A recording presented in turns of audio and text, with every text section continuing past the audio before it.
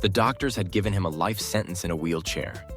A devastating spinal injury had severed the connection between his brain and his legs, and the medical verdict was clear, cold, and absolute. He would never walk again. But a small child, with a faith so pure and simple it could move mountains, was about to deliver a divine message. A 2-word command from God that would ignite a 2-minute miracle, having him stand up and walk out of the church, leaving his wheelchair behind forever. This is the stunning true story of a healing that defied every law of medical science and proved that the power of God can restore what is broken in the blink of an eye. His name was Jacob, and for 5 years, his wheelchair had been his world. He had been a vibrant, athletic man before the accident, but now his life was a series of limitations. He had gone through the anger, the denial, the grief, and had finally settled into a state of grim acceptance. His faith, once strong, had withered. He had prayed for healing for years, but the only answer he had received was the cold, unyielding paralysis of his own legs. The stakes were not just about walking, they were about the death of his hope, the loss of his belief in a God who performs miracles. One Sunday, he reluctantly allowed his wife to take him to a special church service where a visiting missionary was speaking. Jacob was cynical. He had seen it all before, the emotional music, the passionate preaching. He was just there to appease his wife, his heart closed and guarded.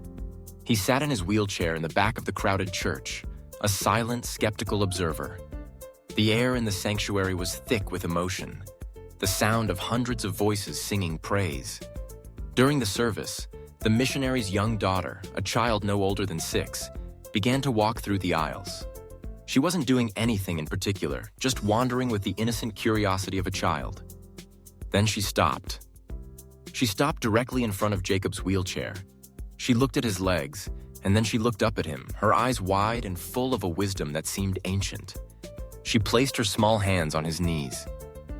The touch was light, almost imperceptible. She didn't say a prayer. She didn't close her eyes.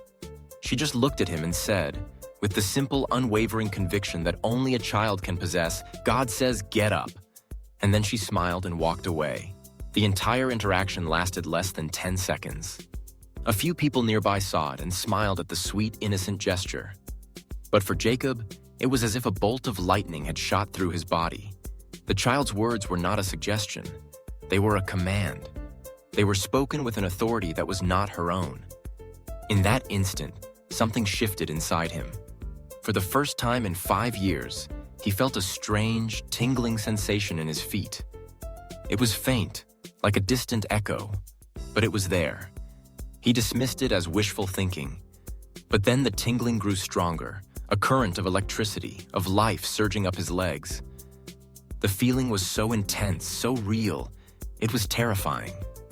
The cold, dead limbs that had been his constant companions for half a decade were suddenly buzzing with an energy he had forgotten was possible. Hope, fierce and terrifying, erupted in his heart. He looked at his wife, his eyes wide with a mixture of fear and wonder. She saw the look on his face and knew instantly that something was happening. The entire process, from the moment the child spoke to what happened next, took less than 2 minutes.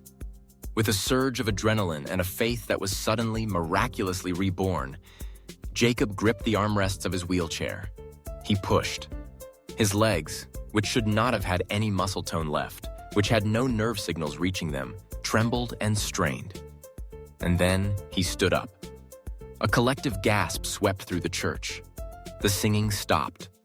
A profound, sacred silence fell over the congregation as every eye turned to the back. Jacob, the man who doctors said would never walk again, was standing. He took a single shaky step, then another and another. His wife was weeping, her hands covering her mouth in disbelief. Jacob walked, step by staggering step, all the way down the aisle to the front of the church. His empty wheelchair sitting in the back like a discarded shell, a monument to a miracle. This story is a breathtaking demonstration of God's instantaneous healing power. It operates outside the slow, methodical processes of medicine. This was not a gradual recovery.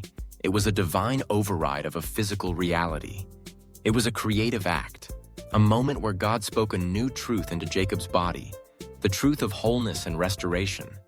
The choice of a child as the messenger is profoundly significant. Jesus said, "Truly I tell you, unless you change and become like little children, you will never enter the kingdom of heaven."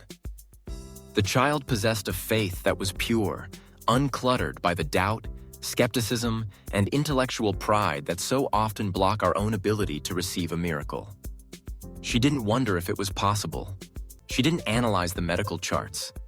She just delivered the message she was given with absolute innocent faith. She was a perfect open channel for God's power. Her simple faith was the key that unlocked Jacob's healing. This miracle is a direct challenge to our limited understanding of what is possible. It tells us that a medical diagnosis is not a final verdict. It is simply a description of the current physical reality. But there is a higher reality, a spiritual reality, that can intervene and change the physical facts in an instant. Jacob's story is a message to anyone who is living with a condition that the world has labeled impossible or incurable.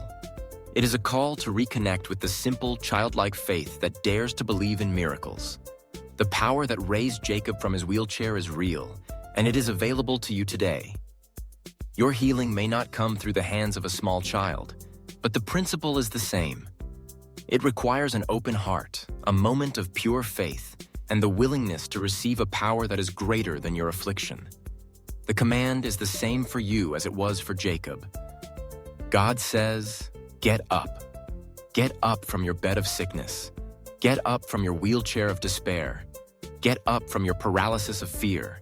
Your 2-minute miracle is waiting."